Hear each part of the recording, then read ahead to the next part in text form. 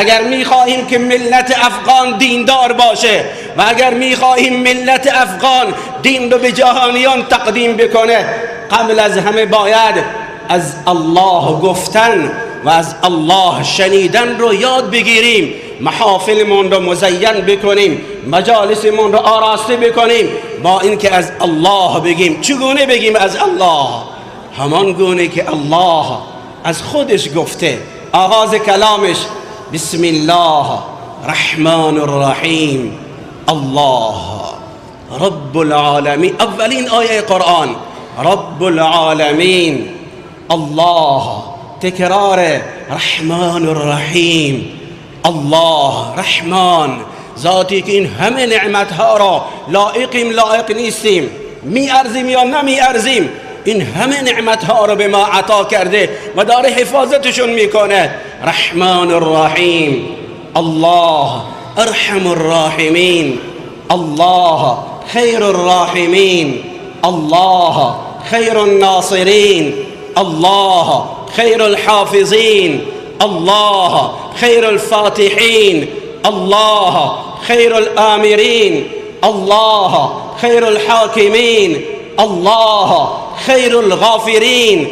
الله بگیم به جهانیان و این فریاد به قلبمون برسونیم، محبوب قلبمون الله باشه، لا مطلوبی الا الله، این شعار دلمون باشه، لا مقصودی الا الله، لا مرغوبی الا الله، لا محبوبی الا الله، لا مطلوبی الا الله، خیر الغافرین. الله چقدر بهترین بخشنده.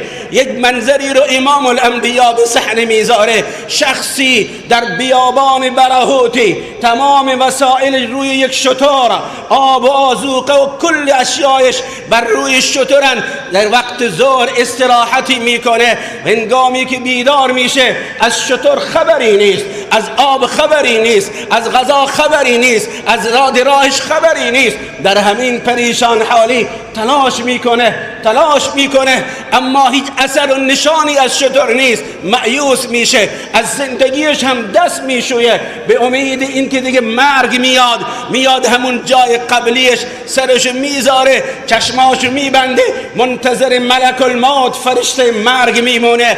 در این حالت یأس و ناامیدی که از هر جا منقطع شده و از هر جا درها بسته دیده میشن، فقط مرگ رو میبینه و هیچ چیزی دیگر جلوی نگاهش نیست. هنگامی که چشماش رو باز میکنه، یک باری میبینه شترش با تمام وسایل، با آب و خوراک. اینقدر خوشحال میشه که پیامبر اصدق الصادقین میفرمایند که این از فرط شادی و خوشحالی حواس باختی میشه و میگه ربای بنده من، الله رو خطاب میکنه، تو چی بنده خوبی برای منی.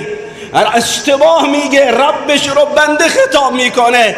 اما امام الانبیا فرمودن لله افرح بتوبت العبد، انسان گناهگار هنگامی که توبه میکنه، رب العالمین از این انسان چقدر خوشحال با دیدن شدرش. ولله المثل الاعلی، رب العالمین از اون هم خوشحال تر میشه. خیر الغافرین الله. بگیم به جهانیان، اروپایی ها، امریکایی ها، افریقایی ها، استرالیایی ها، یک بار بیایید ایمان بیارید و بخونید لا اله الا الله، بعد ببینید مغفرت ربمون چگونه شما رو در آغوش میگیره.